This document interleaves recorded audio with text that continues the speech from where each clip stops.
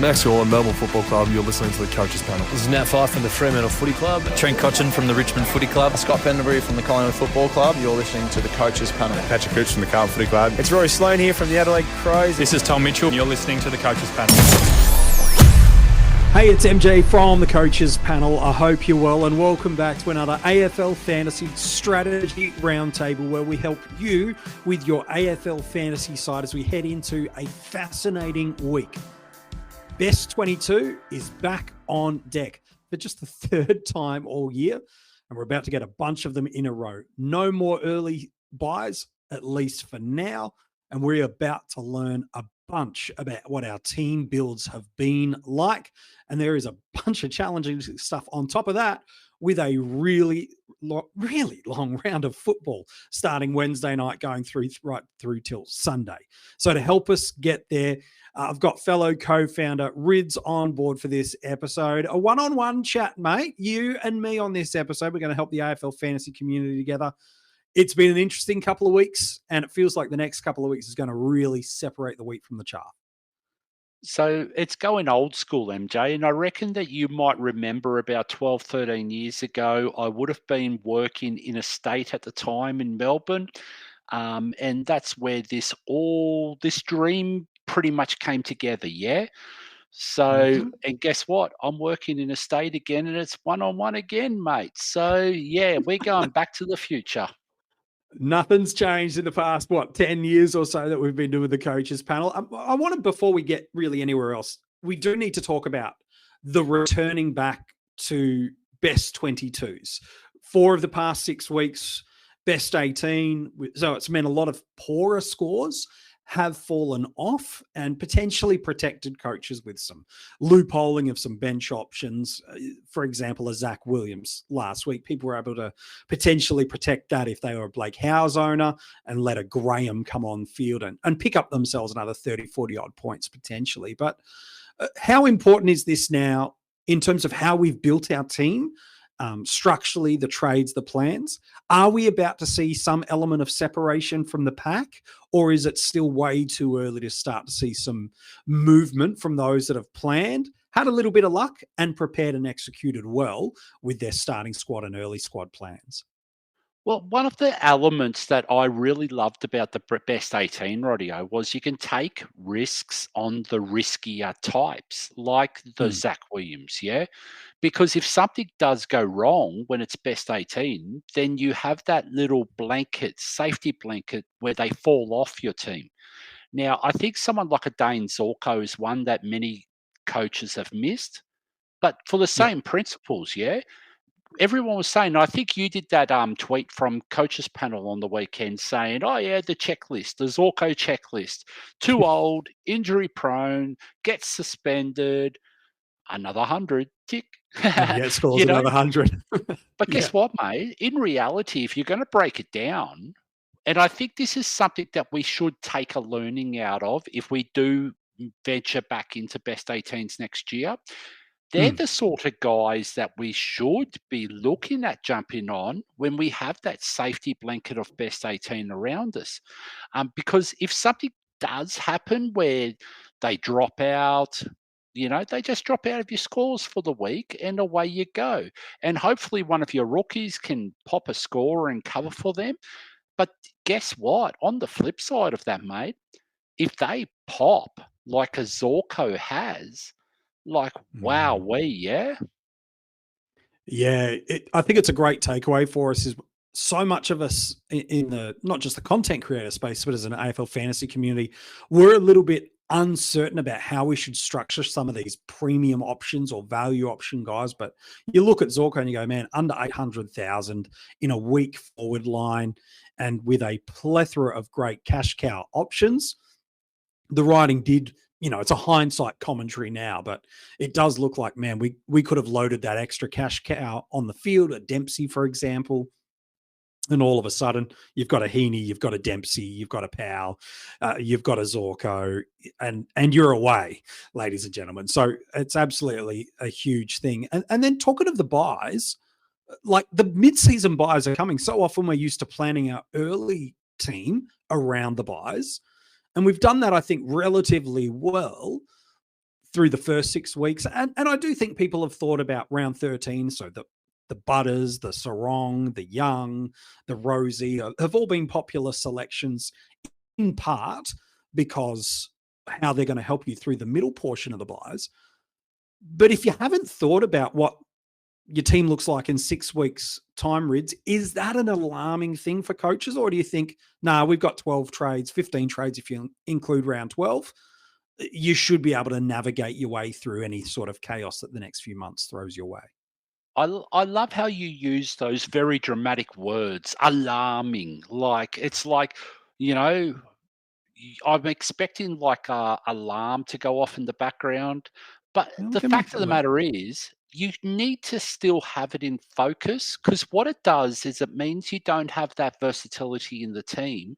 And if someone does pop on a buy round that you are heavy in, and let's just say round 12, okay? If we get another round 12 forward premium that pops right now, we have to wait for 7 weeks until we can actually get to them, because we've got the Heenies, we've got the Powells, we've got those sort of guys, Zorkos, and they just keep coming on and on and on. So I wouldn't be alarmed right now, but you do need to start taking a bit of notice about it as we move out of the buys and getting ready to enter the buys, if that makes sense.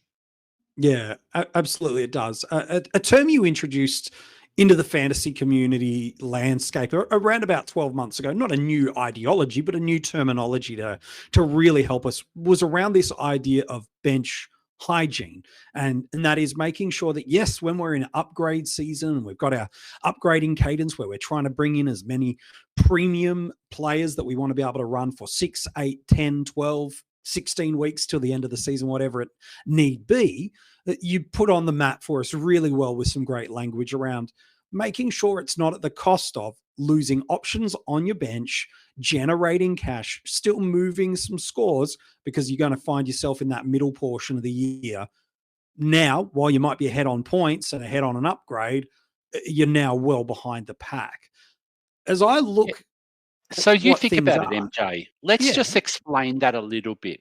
Please, so let's do that. The idea is we want to trade into guys that are going to generate cash and keep ticking that cash generation over and over for your team. And then, you think about it now, we're in round 7. We've got guys like Roberts that have really popped nice scores. We've got guys up into the 500, 600,000 brackets from rookies. That's what we're really looking for, that 6-7 game period. That's when we're in the buys, because that's the time that we're going into luxury season, where we're trying to really get the best of the best on the lines with the fixtures and everything else.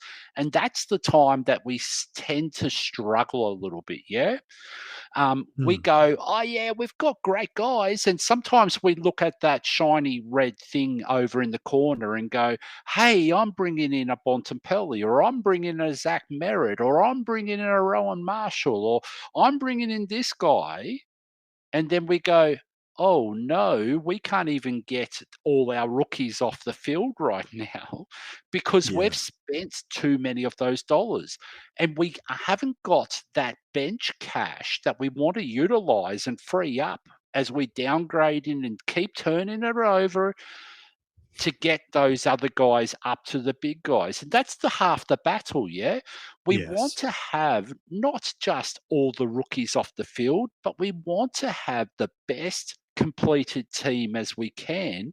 So that way then we can start looking at sideways trading into getting those, let's say, the guys that are just that next rung down, blow off the big guys. And this may be a poor example, okay? But we want to turn a Hayden Young, if he's going at 95, into someone that's going 105. Because it's 10 points or 15 points worth of upside in that trade, if that's what they maintain for the rest of the year. So that's what we're trying to do. But we are going to have to find cash to do so. So it's very important not to neglect guys like Garcia, for instance, this week.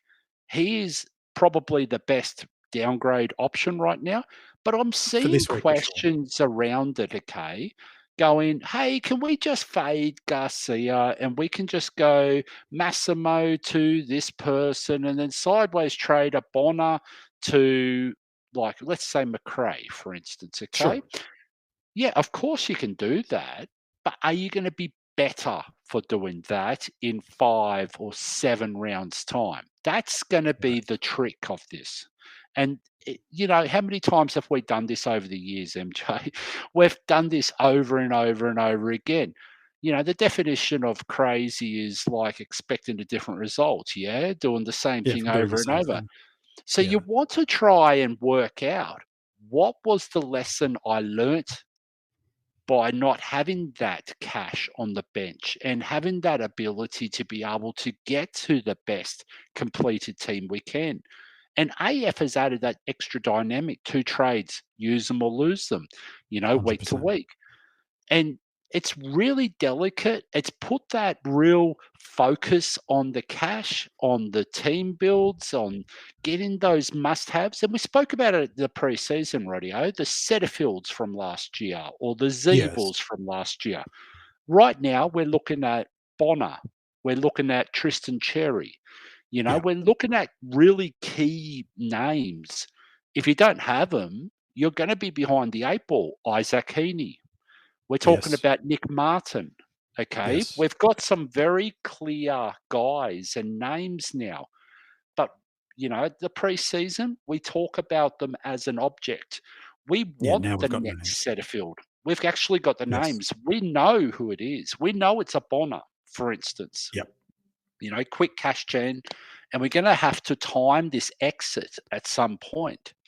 So that's what that future downgrade. But guess what, mate? We don't want to just go to the $200,000 rook that appears on a debut.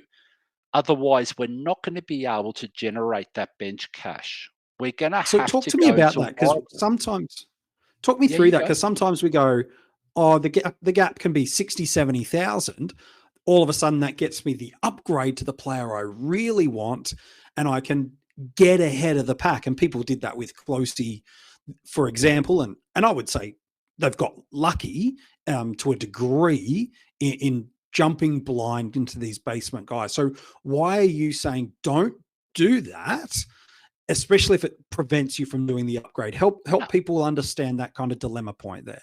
So someone like Closey is probably a bad example, okay? Sure. Because there was elements and variables around why he was able to be traded An into. okay option to do that. There's going to be variables around this. It's not going to be an exact science where it's one rule fits everyone. But for instance, like this week, okay, we've got Laurie back for Melbourne tomorrow night. Do we want to just go jump straight into him? Or are we worried that he's going to be vesty, that he's in the wrong team to play those midfield minutes that we really, really need out of him to generate those scores, to generate the cash? So that's the sort of thing, okay? Whereas with Gold Coast, you think about it, mate. When Closey came into the team, he didn't really have any VFL games under his belt at that point in time. He was just coming back into the system. He replaced older guys that were sort of there, and then Hardwick went, oh, no, it's time to rejuvenate the list, okay? And that's when we saw the Closies coming in for a Brandon Ellis, for instance. And we saw Sexton being pushed out of the side, and then Flanders being pushed back. We saw that Hardwick made a call within 5-6 rounds. You can trust that to a point, because if he's going to make that sort of call, then you're expecting him to actually see it out for 5 or 6 rounds and see what it looks like. But the language after the first game, Closey was great. He was amazing. He did. There's just ways of seeing stuff. Garcia, I know this is a hindsight call now. Sure. Garcia right now was the right move last week. And you know what gives it away to a point? The role, the CBAs, mate, that he had in the right team. You think about it, it is the right team, because really outside of Jack Steele, Windhager's been in there. There's no Mhm. Crouch. Nope. Dow at the time wasn't playing. I think he's coming in this week, but I've heard that too. there's a lot of minutes there. He's having CBAs from day dot, and he's impressing. His way, it's Yes. obvious that he's just too good for VFL, yeah? Yeah, of But course he they is. need it. But you think about it. Richmond's going to be in, let's say, a full rebuild mode in the next month or so. Yep. That's when you go looking for a Kane McAuliffe to come into the team 100%. and to look at Yeah. that. So it's not a one rule fits everything, Yeah, but it's we good. can still have educated guesses when we do take those risks. But you think about last year, mate. We had Dylan Williams, we had Bailey Humphrey, we had a few guys that we traded into in over 300,000 that still generated $200,000 worth of Yeah, the cash role. Yeah. because they had the role, they had the situation, they had the right team dynamic at that point in time when they were injected into that team that kept that, cash ticking over.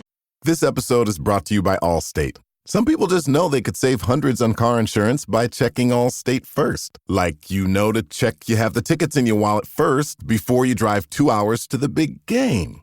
Seriously, you had one job. Now the closest you'll get to the 50-yard line is parking lot D. Yeah, checking first is smart. So check Allstate first for a quote that could save you hundreds. You're in good hands with Allstate. Savings vary. Terms apply. Allstate Fire and Casualty Insurance Company and Affiliates. Northbrook, Illinois. For your team cash. 100%. It's interesting because we always get worried about whether or not cash cows are going to come on the horizon. But is it too simple to just go, history tells us we don't have to be too worried about sub 350K options coming through. You've mentioned Richmond, or at some point in the next few months, it's just give the kids a crack and see what they could do. Adelaide probably should be in a pretty similar position relatively soon. And other teams, that they start to realize they're not where they'd hoped their season might be heading, start to experiment with some things. Sort of in this next 6-week window, we start to see things turn the corner a little bit through there. Are you not concerned about some future downgrade options? And as such, that's not affecting who and how you look to make your trade upgrades? Right now, I am. Okay. Right. But you said it perfectly. Every year we hit this point in time. But guess what? We do have guys coming through. We got the St Kilda defender, but everything's a defender this year, okay? Everything is a defender. We've got Schoenmaker. We've got Ethan Phillips. Yeah, we've Curtin got from the Crows. Yeah, another one. Curtin from the Crows. We got Braden George for North Melbourne that should get a game at some point in time. I agree. There are people that are coming through, but it's very, very important that we get picky with who we're actually going to, and we get the timing right. Because I think one of the most undersold points of this game is getting the timing right, whether it's upgrades, downgrades, jumping off mid prices. It's all about timing. And think about it, mate. And I'll use a perfect example. And I was listening to Hatch at the I think it was yesterday or today. Yeah, some good lads. DC traded Tom Stewart last week to Sam Walsh. That's what I'm talking about with the timing. He did not foresee that there was going to be an injury to Tom Stewart. No, he didn't see that at all. It was a structural thing. But the thing was, he went, hey, there's something not quite right with Tom Stewart. Okay, I don't think he's going to be, and it might be the fact that Sheasel's gone crazy. Nick Martin's now going at 110. There might be better options. And he just didn't see Stewart averaging more than 95. And he went, you know what? I want Sam Walsh, because Sam Walsh, whilst he might not be the top meaty midfield premium, he's going to knock on the door at the very least. Exactly. He had a bit of cash, and he's going to be close enough for now. You could put a blanket over 20 midfielders, so why not have him in there? Yep. we got how many defenders we had coming through? We had Roberts, we had Bonner, we had McKercher, Martin, we had Eamon, we had McCurd. Holmes. It just doesn't stop. Everyone got Everything's defensive about stuff. defenders, yeah? But the Yeah. thing is, why not make that move? But again, the whole point of this, it's the timing, MJ. It's not that Yeah. you've made the trade, it's getting the timing right. And the only time you can actually really work out whether you do or if you don't is in hindsight. Of course. But the fact of the matter is, and I'm going to say this as nicely as I can, and I know DC, he's a great lad. You know, Yeah, he's had him on the Monk 50 goes most and has relevant in the dinner preseason. with him all the time and everything else. You know, there's a bit of affiliation between everyone in the content creators groups these days. But the Yeah. fact of the matter is, that is a big ballsy move, mate, to trade out of a Stewart who you started with, because Yep. something just didn't feel right. Yeah, But it was a then you good trade. couple that with the timing of the trade, and no one's Little bit of ever luck. wishing injury on anyone No, or no, anything no. like Luck that. always is a factor, but it wasn't just a pure luck trade. No, Far from it. he backed his gut and he Yeah. saw something and didn't want to do it. And again, I don't normally hype on just trades, but it's a really good example of getting the timing right. And that's one of those things that we plaster over. We go, yeah. And we've been pretty lucky the last couple of years, yeah?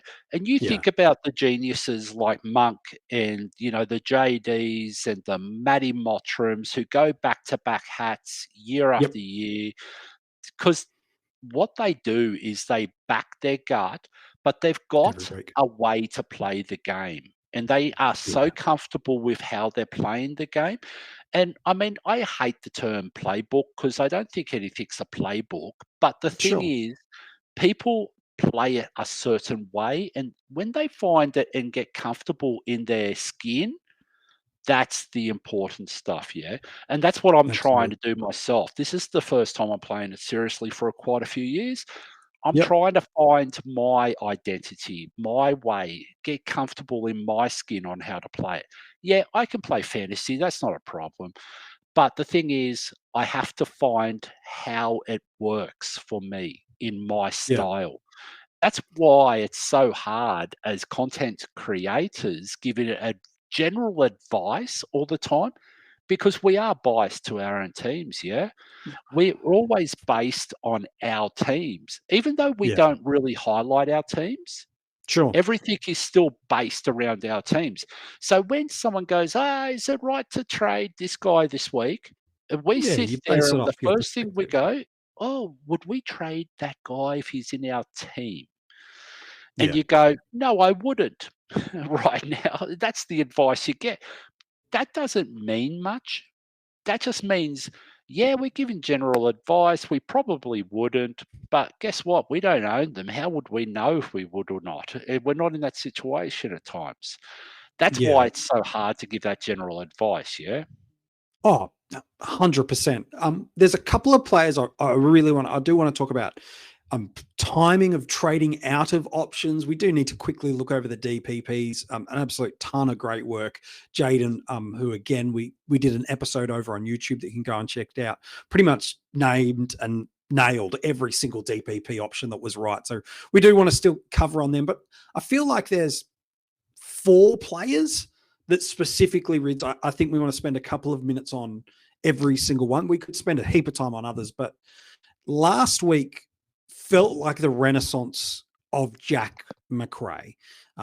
Biggest score for the year, 120 plus.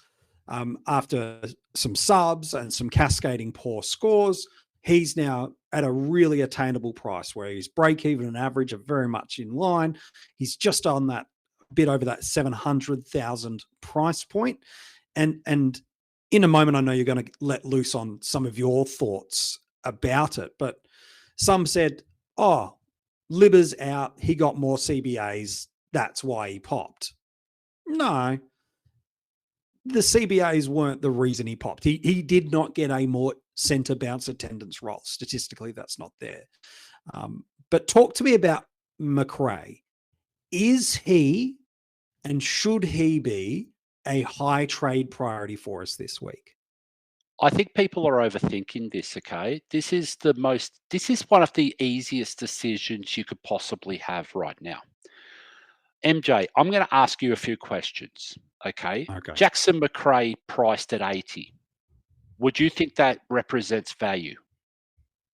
In a normal year, yes. In this year, in a forward line that we don't love anything 90 plus, 10 times more so.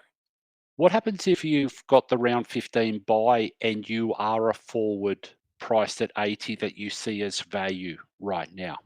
Would you think that's a good idea? Well, you don't have to be committed to them for the season, do you? You've got an 8-week stretch that you can run them, have another DPP batch that loads through, get some line of sight of what the season has and holds, and flip at the buy if you need to. Okay, mate. I've got one more question to you. Outside of the three big boys, okay, and I'm talking Heaney, Flanders, and Zorko. Sure. Has there been any other forward that has the ability to pop 120 plus score? Historically? Yeah, let's say historically. Not with the volume of frequency that Macrae does. Yes, correct. So are we overthinking this? And I get it, okay? We want to all get on the bandwagon and bash Bevo. We all want to make up our silly, like, why Macrae is not an issue. Like, it has issues because of the tilting of the head or whatever it is, okay? I get it. It's a bit of fun. It's a bit of banter. We should just take it as lighthearted and move on. But the fact of the matter is, and these are the cold hard facts, is there any other forward that can match Macrae right now that's going to be suited for a F4, F5? Can you believe I'm saying this, MJ? F4 or F5? For Jack Macrae, yeah. For Jackson Macrae. We're talking about someone who was an M1 only a few years ago. And I'm not talking about a guy who's going to average 110. I'm talking about a guy who potentially only has to average 85 to 90 to do his job. Yeah. Like, I just think we've overthought this. We're overstated it. Like, and I don't want to tell people how to play the game, but we're all searching for value. Yeah. Like, I mean, he's not going to go 120 plus week in, week out. But guess what? Libby coming back in that team does not hurt him. Like, you said it a minute ago with the CBAs, yeah? It wasn't like Jackson Macrae went in and had 70 plus percentage of CBAs. He didn't. No, that was Ed Richards. Yeah, you know. The other thing I just wanted to highlight as well, his draw at the moment is pretty damn good. Like, and I don't know about you, mate, but do you think he's done his, I don't know, there's a bit of a system here. Bevo's under the pump, yeah? Yes. Who are you going to rely on when you're under the pump? Guys that have been through the system and through success and everything else. And there's a bit of he's done his penance, yeah? Like, he's done his time. Bevo's had his bit of moments earlier on. That's fine. He's gone through. But let's face it, mate. This guy has to be better. And we're talking about a $200,000 spend on a fat rookie, yeah? Like, you think about a Sanders to Macrae this week. What are we talking? 200 and something? Like, yeah, not even much. 250, 220K. Yeah. It's ridiculous. Like, that's got to be better. Like, what if right now Sanders? What have you got any confidence about 50, 55 right now with like subs, and is he even best 22? I got no confidence over 50, 55 right now. No. Do I have confidence over Macrae at 80, 85? Yeah. That's a pretty big points upgrade, yeah, for the two. So, and we're not... Ryan Reynolds here for, I guess, my 100th Mint commercial. No. I mean, honestly, when I started this, I thought I only have to do like 4 of these. I mean, it's unlimited premium wireless for $15 a month. How are there still people paying 2 or 3 times that much? I'm sorry, I shouldn't be victim blaming here. Give it a try at mintmobile.com/save. Whenever you're ready. $45 upfront payment equivalent to $15 per month. New customers on first 3-month plan only. Taxes and fees extra. Speed slower above 40 gigabytes. See details. Talking like you're going to have to restructure your whole team. This is just a standard rookie down, rookie up. Like, it's a this very is very simple one-up. attainable. It's a Garcia who you put on the radar. For people that don't own him, he's the lay down Mazaire downgrade option without any doubt in my mind this week. I want to ask specifically because you said there's 2 questions I want to ask. You said, is there anybody else that you trust in that range? Well, some would put a Jai Caldwell on that space. Now he's had a relatively good past 3 to 4 weeks. Kind of really the cream on top of it was a big ton last week against the Crows. He is more expensive, but over the season in totality, much better scorer. Is there a world where you would ever pick a Caldwell at this point in time over 100%. a Macrae, or is that just crazy? Yeah. No, 100% you would. But it's got to Right. be team specific, okay? Because they have different buys. If I'm already heavy in that round 15 buy, I would still be open to trading into round 15 and then jumping ship to a round 12, round 13 buy player after they've had their buy. I would still look at that. But I'm not saying you have to choose one or the other. Why not give it a couple more rounds and see what Caldwell keeps going? I want to see what Caldwell's doing with Setterfield in the team. I want to see what it looks like, with all of the Essendon mids back. Durham with staying in CBAs. Yeah. Well, Durham's definitely not moving out, yeah? There's no Not off problems the with past that. 2 weeks. No way. No. But I would say there's no way that Caldwell's moving out right now too. You can't move him out. But guess what, Maybe mate? it's It only Parrish. takes one bad game, yeah? And you're out. Because we saw it last week. Caldwell stayed in the CBAs, but it pushed Zach Merritt to the forward line last week. It only takes one bad game to change that. And I still think with someone like Brad Scott, who's still trying to find out about things, I still just don't have the comfortable nature of going Caldwell over a Macrae. But of course you can. But again, it's got to be your appetite, yeah? So I feel like there's 2 players that are a high trade-in priority for people this week. And Nick Daicos is one of them, and we'll talk about him in a moment. And the other is a Jackson Macrae. Before we quickly do look at a Daicos as the other one, for those that don't own a Sam Flanders, now it's another 200,000 on top of what Macrae is right now. So if you're looking to move up from a Cadman, who you put on the radar, not to say move out of Cadman, but as an illustration point of a Cadman to Macrae, it's another further 200,000 to get up to Flanders. If you're a non-Flanders owner and you're looking at Macrae, you want to get a premium, and I use that term loosely, but get a cow off the ground in your forward line. Maybe that's the safest way to allude to it.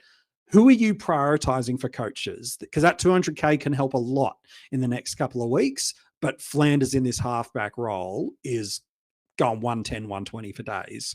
So if you don't own Flanders, Macrae this week and take the value, or is Flanders just too hard to ignore? What do you say to a coach that's stuck in that in-between space? Well, for a start, I doubt you'll be able to get a rookie up to Flanders unless you've done some serious double downgrade last week and a few other things, and you banked a bit of money. That's the first thing.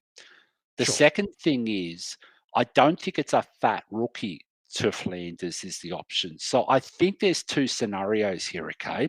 I think you're looking at someone like a Zach Fisher, a failed mid, or what people regard as Zach a failed Williams, maybe mid-crosser. too. Up to a Flanders, which is only that 200,000-300,000 jump, which is the same jump from a Cadman to a Macrae. That's the world that we're talking about right now.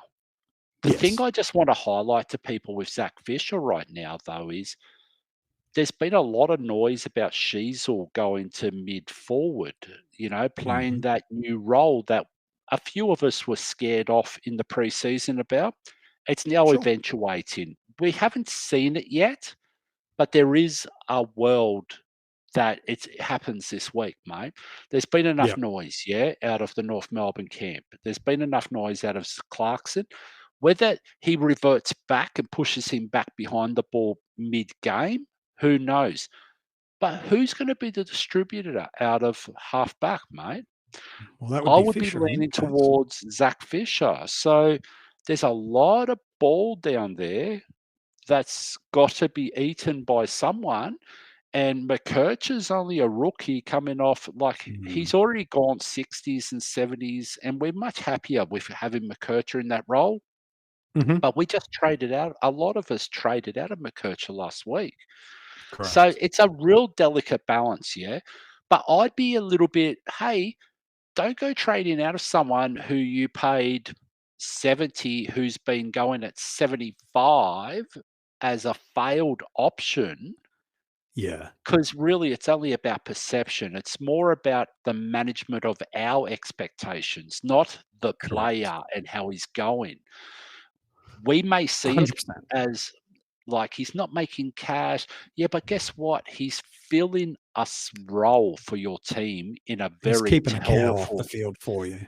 Yeah. Yeah, exactly. You Absolutely. don't want to have someone do you really want It's a the guy Gallaghers who and Wilson types. Yeah, that could drop pop a a 50. 30, pop a 40, pop a 50. At least with Fisher, he had a shocker last week. He went 60, but before that, he was still going at 80s and 85s. And he did save a few of those late, but I still have more confidence. The problem with Fisher, though, is the bye round, He's round 12 bye. It's going to make that exit point really harder difficult. Than others. But guess what, mate? With Harley Reid being rested this week and Dempsey having, let's say, a tougher run for Geelong for the next few weeks, it's going to be a real intriguing dynamic now with our forward lines and having the rookies. Because at one stage, we were thinking, you beauty, we're going to have good rookies. We can run 3 or 4 on field here. Yeah. Yeah, like Sanders has now got question marks around his role, his spot in the team. I mean, there's question marks everywhere, But the fact of the matter is, don't overthink it. Someone like Sanders, okay, I think last week we were all smart enough to go, this was Bevo teaching the kid a lesson for 100%. His reactions of being subbed the week before. Yeah, they'll back him in. I reckon they'll back him in, and he's too high a talent, like draft talent, and they're not going to keep doing this. They're not going to mismanage him. No. You've got to trust someone. And I know that we love to hate Bevo, but we were doing this Everyone to needs a villain. Simpson. We're doing it to everyone at the moment. But someone like a Sam Mitchell hasn't been the greatest friend of fantasy coaches in the world. Justin Longmuir is another one. We've got John Longmire. You remember John Longmire used to play Tom Mitchell as a small forward? Yeah, Horst. Yep. Yeah, I remember it. He put him in the midfield that week. He got 40 possessions. He scored about 150. And then the next week he started him as a small forward. Like this, we do have history of this. Ross Lyon for years it's almost like he came out of his way to annoy us fantasy coaches. And whilst at the moment we're all banging on about Bevo, at the end of the day, and it might be justified, but the thing is, we just have to deal with it because we can't say we're going to just neglect everything with the Dogs. They score too many bloody points. There's too many guys in the Dogs. You think of English, you think of Bontempelli, you think of all these guys, Macrae this week. Yeah, Macrae. Of course we go into these guys. They're just everywhere, mate. They just score. So if Macrae's clearly a high trade priority. And then, as you mentioned, if you've got a mid-price, more Williams is probably the option more than a Fisher. I wouldn't be moving out of Fisher just yet to get up to a Flanders. Okay, those are some options. If you're not looking to address a forward upgrade, chances are you're highly looking at Nick Daicos as an in. Based on the top 1,000 stats, a high percentage of low ownership through there. So there are a bunch of coaches that have still started with a house on fire and have had a solid start from Nick Daicos, because he's not been bad for owners. He's been fine with the exception of 1 week. He's been okay. But the reality is non-owners versus owners at this junction, the non-owners would feel like they've won. In fact, they did. Not that it's a battle, but let's say it that. So No, this they is won, now the MJ. time. They absolutely won. They No, you don't have to tippy-toe and walk on eggshells. I'm They trying won. to be nice. Okay, it The worked funny in their thing favor. about it, though, is they won due to the friendliest matchup for Daicos. The one And that it was everyone was nothing to do the with most Finn nervous about. McGuinness, or was nothing to do with anyone else. It was all to do with St Kilda. That's why they won. Who would have thought that the most favourable matchup on paper during that stretch ended up being the undoing for Daicos owners? Regardless of Daicos owners, you're able to focus on the Macraes. Probably you're a premium short in another line, so you're probably looking to address that, whether it be get the Bont, get Flanders, whatever it is. For those that don't own Daicos, they have quote unquote won. Okay, no quotes. They won. Last week was good. I know some people traded into him last week because they just didn't want to have to navigate the risk of figuring it out from here on in. How much of a high priority for this is it for non-owners now, Rids? They've won. They can potentially walk away from the metaphorical poker table with house money. They're in a really good shape, but his break even is at 124. Essendon's an okay matchup. It's potentially going to be a bit wet later on Anzac Day. Is this the number one trade priority universally for non-owners? Outside of Macrae, yes. Okay. Okay, so if I never do trade priorities because it's just impossible, because everyone owns different players. Every team's different. Banked cash, no cash, all that stuff. So right now, my trade priorities for the week, Garcia is at number 1. And if you don't own Garcia, I really do strongly advise, because he's the guy that's going to have that bench hygiene I was talking about, okay? Yeah, correct. Number 2 for me is Macrae, due to the line, the forward lines, and the fact that Harley Reid is being rested this week. And I don't know, I'm just not confident around the rookies in the forward lines when there's you don't want to run Harley the Wilson, Reid, Gallagher, Cadman, Sanders, whatever it is, like Dempsey, or with tough matchups. Like this just doesn't stop, And then I'd have Daicos at number 3. The reason why I have him at number 3, I still think he's 105 to 110 defender. I still think he's the top 2 defender for the year. That's still 10 points of like I know the price points are about 100, bit over 100, whatever it is, okay, 102. Yeah. He's still 5 points to potentially 10 points of value, but not just that, MJ. He's a captain option right now. Absolutely. Because when he pops, he's 120 to 150 merchant, this guy. He is the best player in the league for a reason. And it did look like Collingwood found their mojo back on the weekend. It feels like you can get your credit scores anywhere these days. Random websites, card statements, budgeting apps, heck, even your dog might bark out a few numbers. It's true. Credit Karma isn't the only place you can find them.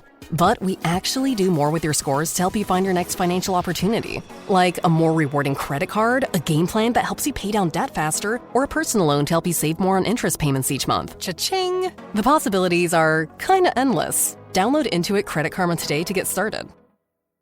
As well, pretty much from the latter part of the first quarter right through the Reds, they did start to look like the Collingwood we know from last year, and Daicos getting back to getting that around the back handball received, transition point, and away he goes. So we did start to see that. So it does feel like coaches are making moves with one of those three options that sit there. They're getting Garcia if they're needing a downgrade option, if they've already got him. Okay, well, there aren't as many great options that are there, but potentially, as you've alluded to, there's some stalling mid-price options, such as a Williams, a Bonner, that you can look to move off. And then really, I think the vast majority of the community are bringing in one of, at least, Macrae and or Daicos this week. And I think that's it, mate. I think I don't think this is the week to get creative, okay? I think this is a straight bat week this week. Yeah. Is that because it's best 22? Yes, and just I want to do. see where the dust lands? Yes. Yeah. I think you need to, because right now we feel like we know where we are. I really don't think we will really understand where we are until round 8, until round 9. And just while I'm talking about round 9, don't forget Daicos plays West Coast in round 9. So don't go getting too cute with Daicos. I understand 124 break even. You might be able to, get another 10, 15,000. And dependent on your team and the balance of your team, I still don't think this is one that you muck around with. When you got the opportunity to bring him in, you just bring him in. And then if you need to adjust or pivot later, you can do so. But just do it.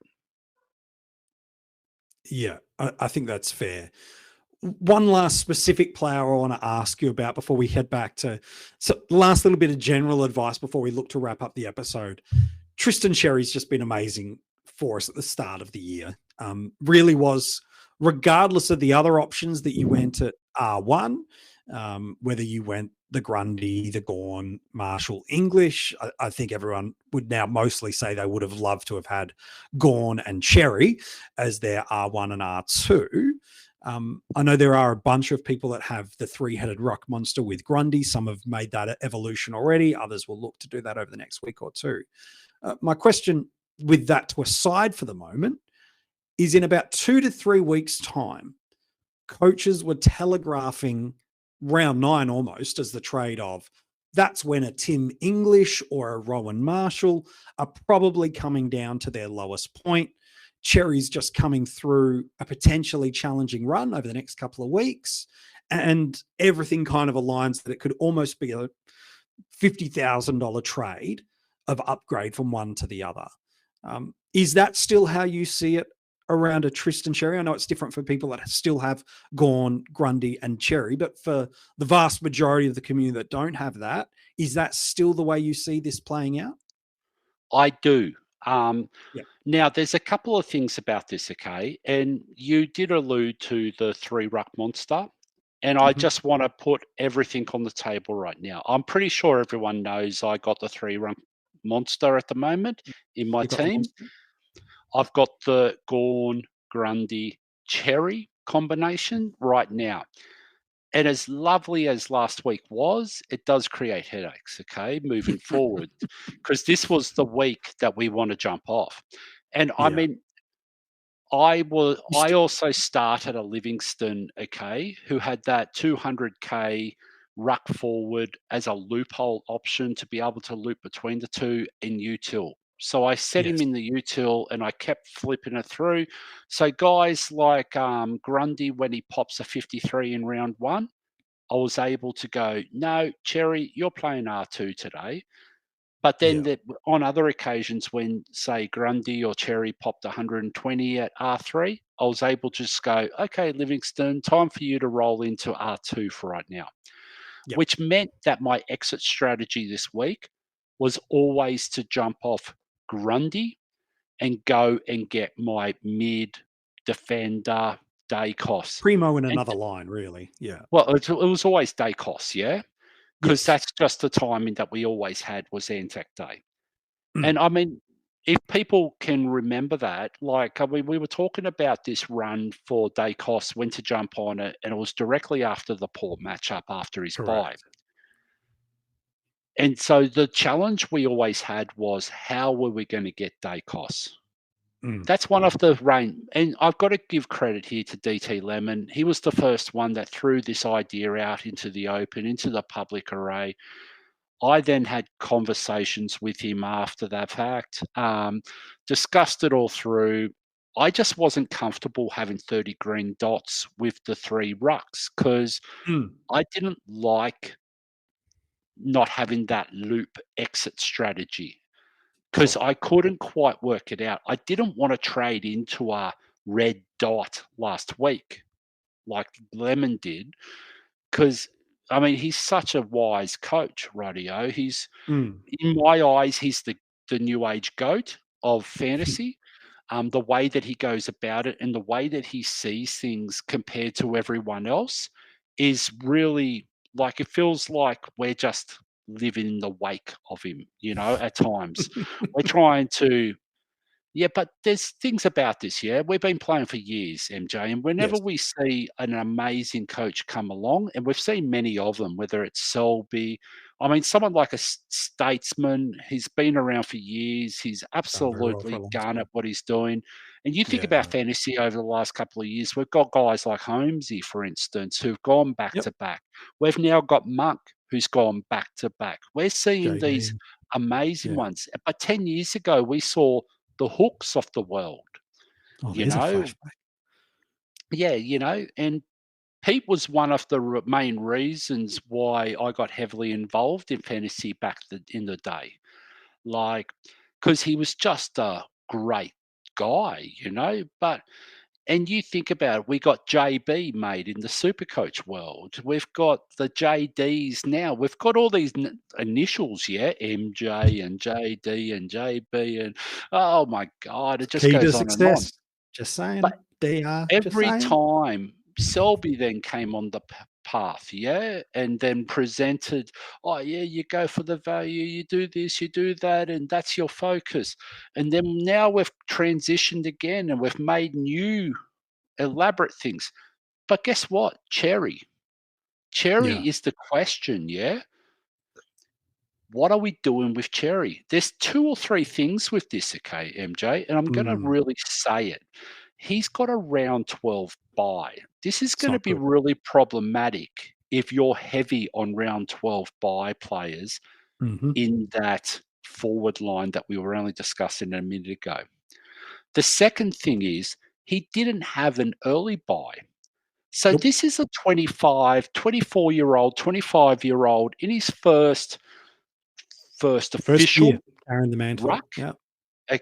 As sole ruck. He doesn't have a Goldstein to chop him out. He doesn't have someone to manage his times through the games. He's doing 6, 8, 10 tackles a game right now, MJ. That takes a toll, mate, when you're 200-something centimeters, 100-something kg. It takes a toll. Yeah. How's he going to go getting into the bye? And this was one of the reasons why we are highlighted. Hey, Cherry's awesome, you know. You start him, you make that cash gen, but this is the time that you look for an English or a Marshall. A couple of weeks ago, we've seen people jumping off a Grundy, and jumping onto Marshall. And I think you probably done it yourself, I did do that, Nothing wrong with that trade at all. But we never expected to be doing it to Grundy at that bye. We were expecting to do it for Cherry at this interval. I am not totally against trading a Tristan Cherry from now on, even though he's been absolutely outstanding. There's no question about that. But we're not playing rounds 1, 2, 3, 4, 5, 6 again. We're playing from now onwards. Is he going to maintain this level of excellence between round 7 to round 11, for instance, with that draw? And then how's he going to pull up after having the bye? And can we hold him for even deeper into the season? Is 107 average sustainable from right now for a, and it could be, mate, 100%. Absolutely could be. Absolutely could be. But you've got to question it, yeah? And are we got more confidence on a guy like Tim English, bouncing back? Are we going to be more comfortable with a Rowan Marshall? And we've got enough question marks around Marshall right now, okay, because we've got the coach coming out saying, hey, the guy's tired, that's probably enough to go, and I think a week ago, if I asked you last week, how are you feeling about Marshall trading? Yeah, I'm going good, yeah. I'm coming off 138, yeah, I'm going all right. I ask you a week later, how are you feeling about the Marshall trade right now? Oh, yeah, geez, maybe I could have held down. Yeah. That's the beauty of fantasy. Yeah, it changes in a week. Really quickly. And the fact is, we could be sitting here this time next week, 100%, talking about Cherry scoring a 70 against O'Brien against the Crows in Tasmania this week. Yeah, it's very probable. Are we going to be jumping off him now? Because we've seen that one. You've got to be proactive at times. But the thing is, it takes massive kahunas, to be proactive in the way that fantasy is being played these days. Because it's much better, and we said it in the preseason, it's much better to be in the majority if you get it wrong. Yes. If you make a mistake and you don't get that timing right, you want to be in the majority so it doesn't impact you specifically.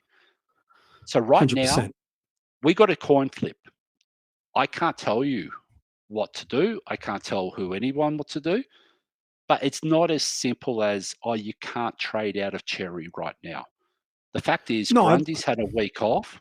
Yeah. He's come out and gone bang. And I've seen a bit of old Grundy last week. I don't know about you with the tackles and everything. He was back. He's now got Hawthorn, and also he's got GWS the week after. They're not bad matchups. Cherry scored 126 against Hawthorn last week. Like Briggs, that's who Marshall went and got 138 against the week before. Him. They're not bad ruck matchups, yeah?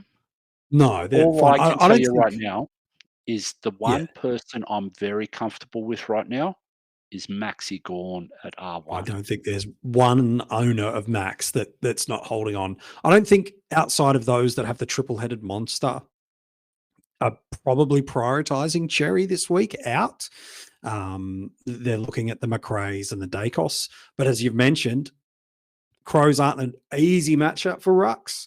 Venue-wise, we'll see. You're just putting it on the radar for everyone, but you're highlighting a really important dilemma for and I'm just those that are in again, triples. MJ, I'm in that position where I've got the three-headed monster, So I have been thinking through this. I have been going, who do I have to trade out? Because a week ago it was very clear cut.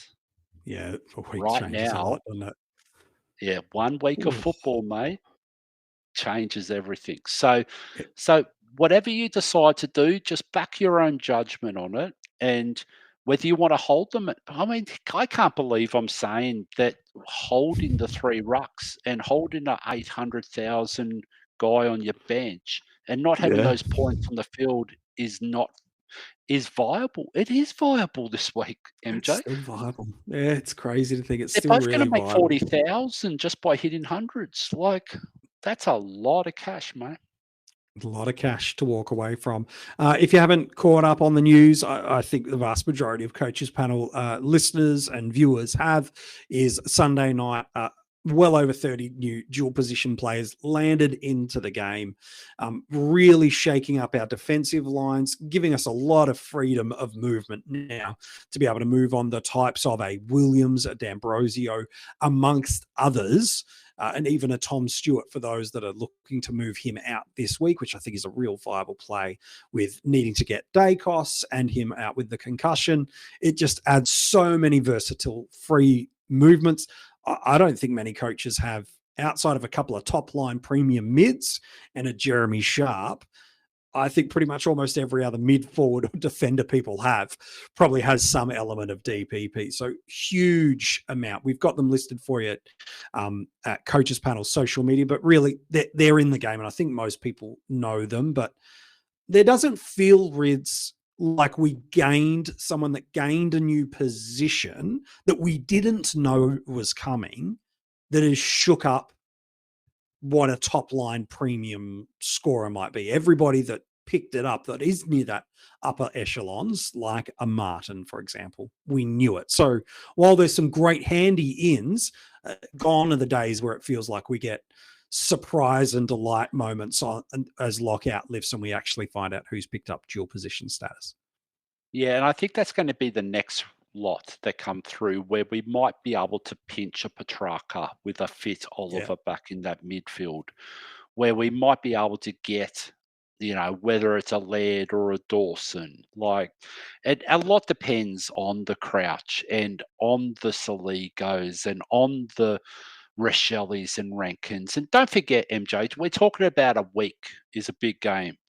It's a big time, yeah? Well, 1 week ago, all the talk was about Rankin. Everything changes so quickly. It doesn't take long for a Petrarca to become a forward. You know what I mean? No. Like maybe it's Taranto's probably a bad choice because he's injured right now. But someone like a Taranto who's had forwards at some point could become... Luke Parker might get it for us coming back from injury. Yeah.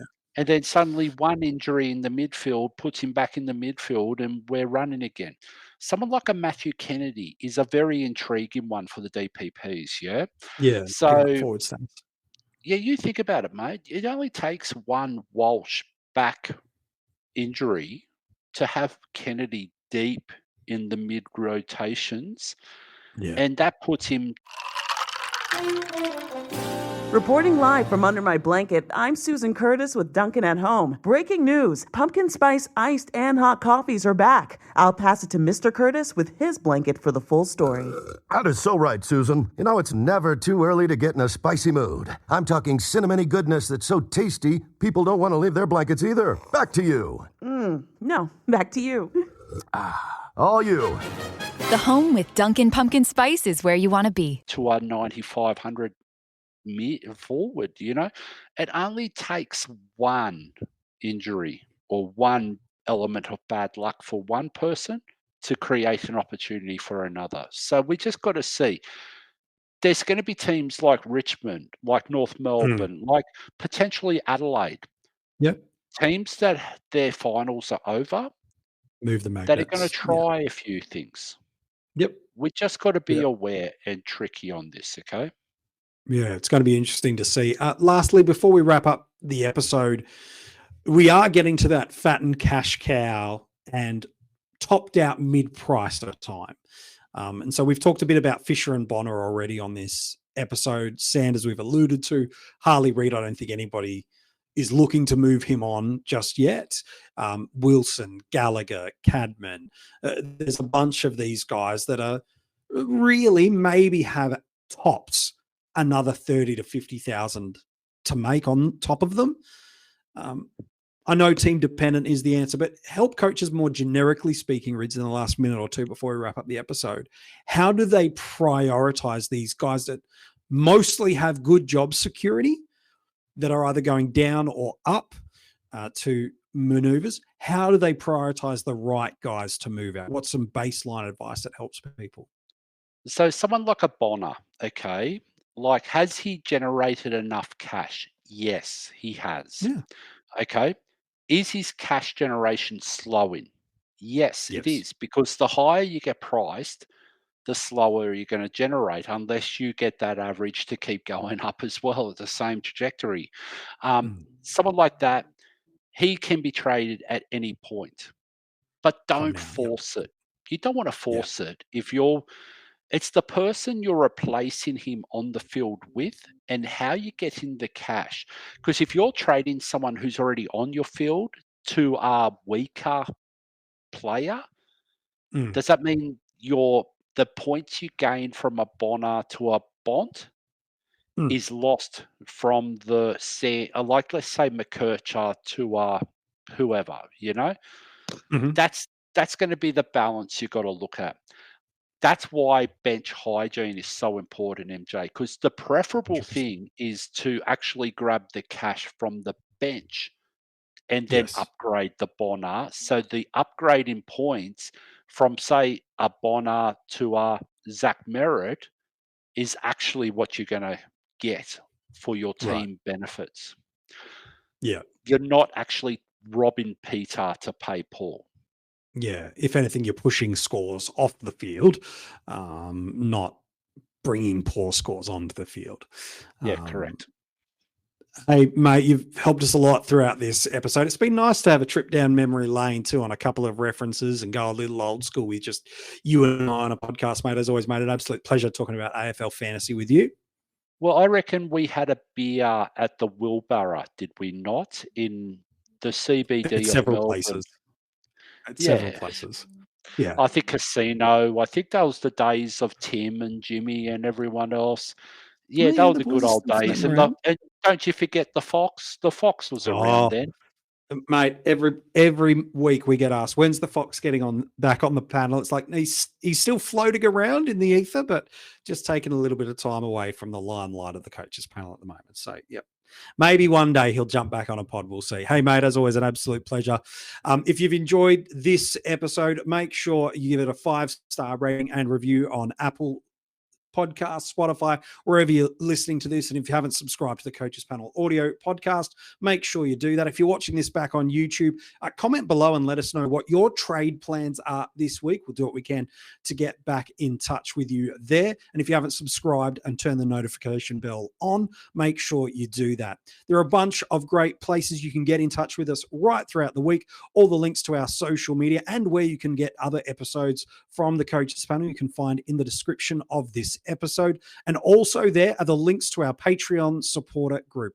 Those incredible human beings have been getting a bunch of additional content during the season, let alone in the preseason. Whether it's at that cash cow, the breakout, or premium tier, there is a bunch of different rewards, hidden group access, and a ton of other stuff. If you want to support the Coaches Panel, let alone get access to this additional content, all you need to do is click the link in the description, join our Patreon, find the tier that's right for you, get the rewards you want, and you'll be on your way. Hey, good luck this week. Yes. MJ, before we cancel off, okay? Yes. Tell us, who won this Triple C matchup of the Coaches Panel coaches? Was it the unbeaten Monk, or was it the world beater MJ who keeps breaking the undefeated teams? For the third time in the Content Creators Cup, I lost a game by under 10 points. So, no, unfortunately, you can thank Riley Bonner for not doing anything in the last quarter. For doing that, actually, you could probably thank me for screwing up and putting the wrong cash cow on my forward line, but that's fine. So 9 points I lost this week. And I believe Monk is still undefeated in the... Monk is the only undefeated. Then you've got... Mitch and Bales have only lost one. DC, Holmesy, Jepper are the only others then that have only lost 2. So, I'm holding up the bottom half of the ladder quite nicely at the moment, despite from a total points perspective looking pretty solid.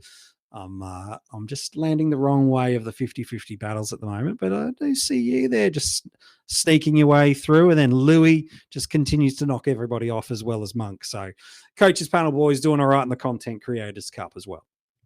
Yeah, so anyways, big shout out to everyone involved. It's been a bit of fun, yeah? Yes, it's fun to lose every week, Reds.